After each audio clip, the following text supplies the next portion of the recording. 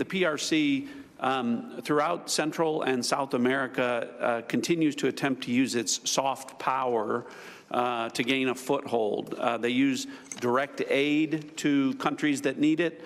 They also provide funding to universities to get a foothold to create influence. The Chinese, the Russians, Iranians, and other adversaries are utilizing their partners, just like they are doing in terms of how they move illicit fentanyl precursors into this country. They're moving humans in the same fashion. Did you see an increase from the first Trump administration to the Biden administration on Russian and Chinese nationals crossing the border? Did it increase or decrease? Yes, actually, so the PRC nationals crossing the southern border from 22 to 25 was 178,000. Having CCP actors purchasing large swaths of land next to military installations is a national security issue, a major one. And I would highlight to the American public, we're not allowed to buy farmland in mainland China or in Russia. China's cyber activities have been linked to multiple high-profile breaches, including last year's massive compromise of U.S. telecom infrastructure, commonly referred to as Salt Typhoon.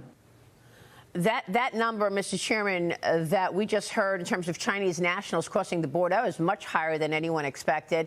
We heard from Kash Patel, 178,000 in the last couple of years. Are they directed to come here? You can't just pick up and move out of communist China, right? Right. I mean, you have to ask that question. It's a legitimate line of questioning. One of the things I want to point to is every single thing that they mentioned in this hearing as threats to the United States, whether that's immigration, our southern border, whether it's fentanyl, whether it is cyber, whether it is, irregular migration, whatever topic you want to bring up, the common denominator among all those topics is China.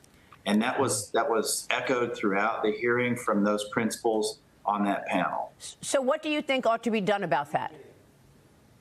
Well, I think that we should be paying closer attention and really redoubling our efforts, particularly here at home. Look, the idea that somehow we are insulated from attack from an adversary like China simply because we have these great oceans that separate us is just false. It's, we live in a 21st century economy that is not bound by any particular geography. We're an interconnected world, and cyber attacks and the ability for people to move, as you mentioned, are there immigrants being directed to arrive at our southern border? Well, Beijing operates a direct service to Tijuana, so why would you have the need to have direct flights from Beijing to Tijuana if not for some other illicit purpose? I mean, that doesn't make a lot of sense. But I mean, these are things that you can probably just take at face value.